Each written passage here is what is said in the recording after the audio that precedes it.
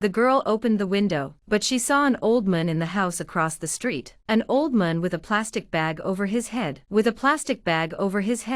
Struggling in front of the window, a woman behind him covered him tightly. The scene caused the girl a lot of pain. He covered his ears and backed away. Then he heard a scream. The next morning the police arrived at the scene. The nanny was arrested on suspicion of intentional murder, but the babysitter acted innocently. She told her defense lawyer she was trying to save someone's life, not kill them. At the time of the murder, she was getting ready for bed. She heard a noise and came out to check. But when she opened the door, the old man with a plastic bag over his head, lying on the ground struggling. He went forward to remove the plastic bag, but the old man's determination to die. He was as strong as an ox. She couldn't stop him, so he went outside to find scissors to tear the bag. But when he came back inside, the old man had suffocated. He covered his face and cried. It was his fault for not being able to help him in time. That's why the old man died. He took care of the old man like a father. He took care of him like a father for over 10 years. He didn't have to worry about food and clothing. He had no reason to kill him. Then Yang called the neighbors to check the nanny's tearful complaints and the neighbors' corroboration. Old Yang thought the nanny's story was true, but what he didn't understand was, as the only witness in the case, why she gave the opposite testimony. Back in the office, Yang checked the film of the witness interview and found that the witness is actually an autistic person, couldn't concentrate at all. He even sang to the police questioning. Who would believe such a testimony?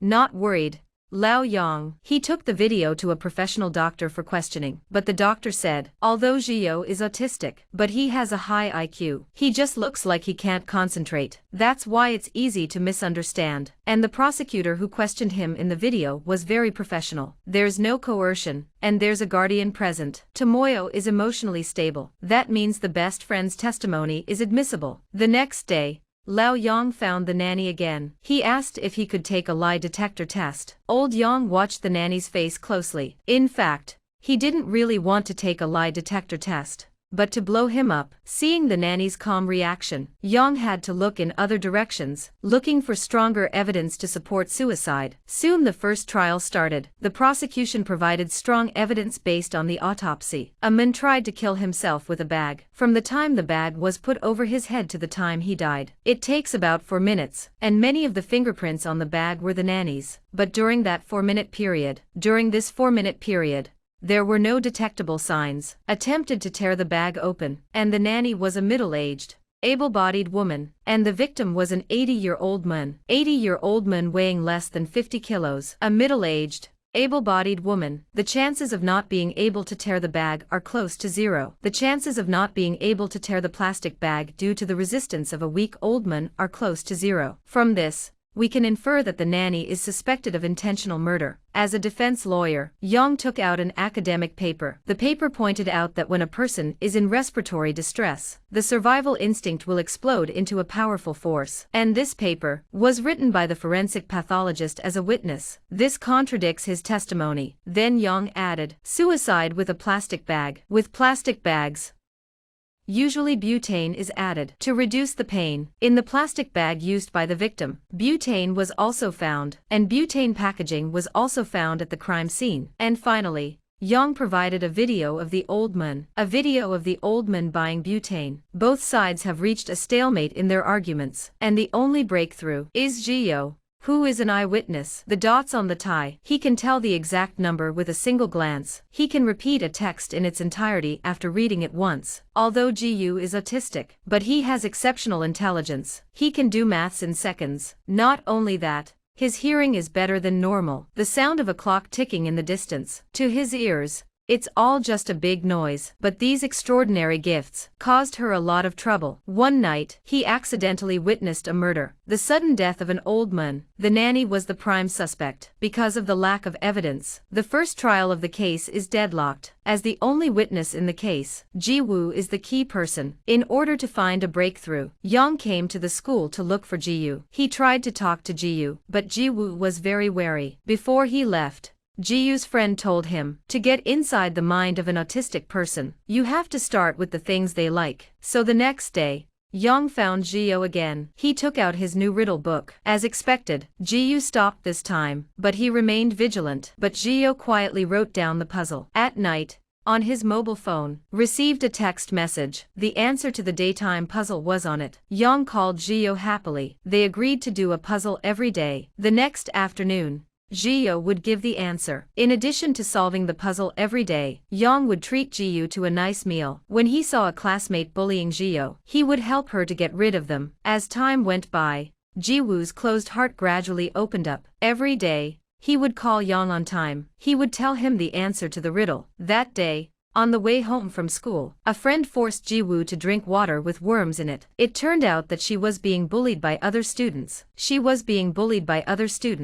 even tried to beat him up to relieve her anger. Luckily, Yang stopped her in time. He took her to the hospital. Because of this incident, Yang was recognized by Gio's mother. She invited Yang to her home. When he entered the house, the walls were covered with photos of her mother's expressions. Next to them, there were corresponding stares. It turns out that autistic people can't understand other people's emotions. That's the biggest gap in the case. At that moment, Jiwoo was still lamenting that people can't guess what's going on in the world. Yang didn't answer Jiwoo's questions. A few days later, the second trial was held. Jiwoo appeared as a witness. Under the guidance of the prosecution's lawyer, Gio described the night of the murder. The old man stood in front of the window and struggled desperately, but the nanny covered the old man's mouth with her hand. When asked, "Why do you think the nanny was attacking the old man?" Gio replied, 할아버지를 넘어뜨릴 때 아줌마가 웃고 있었습니다.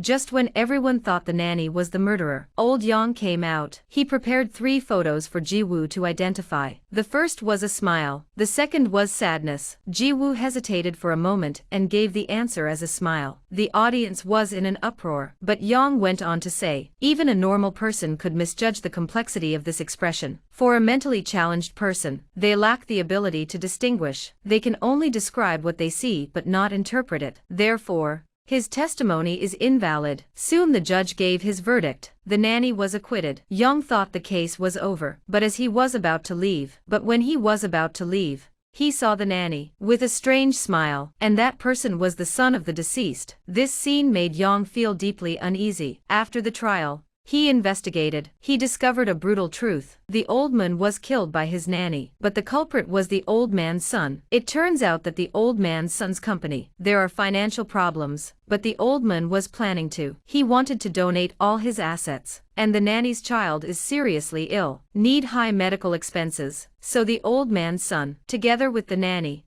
they killed the old man, but the nanny, who was the murderer,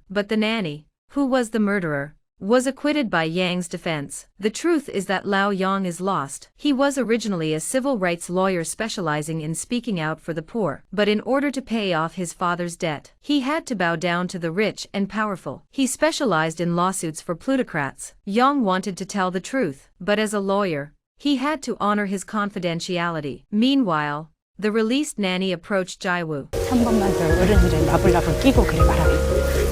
그 이쁜 주댕이를 쫙 찢어불랄게. Jiwoo was hospitalized again. When he learnt of Jiwoo's injury, Lao Yang rushed to the hospital. Looking at Gio lying on the bed, Yang was in deep remorse. Thinking back to the painting, he saw the painting in Gio's room. He asked Gio why he wanted to become a lawyer. 사람을 도와주는 좋은 일을 하는 사람이니까. 좋은 사람입니까? What's the point of being a lawyer?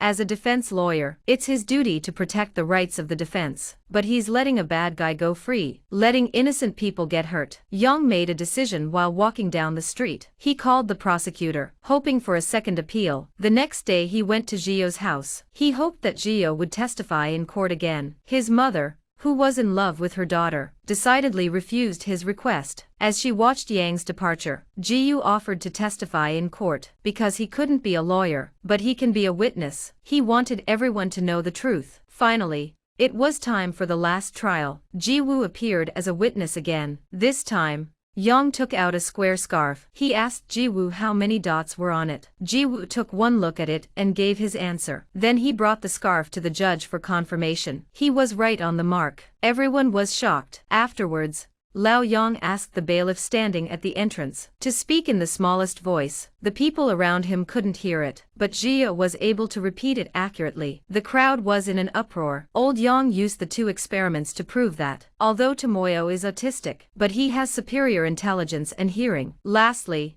Lao Yang brought out another paper. It's true that some autistic people have extremely sharp hearing. This proves that Jiyu's testimony is admissible. Yang asked Jiwoo if she remembered the conversation with the nanny on the night of the murder. Jiwoo said there were 52 words in total, and she could repeat it clearly. 징하게 추잡스럽네. 징하게 추접스럽네. 얼마나 더 살겠다고 이리 용을 쓰여. 당신 하나 죽으면 당신 새끼 내 새끼 다 삼게. 그냥 좋게 가시오. 기부할 줄 있으면 잘하셔야지.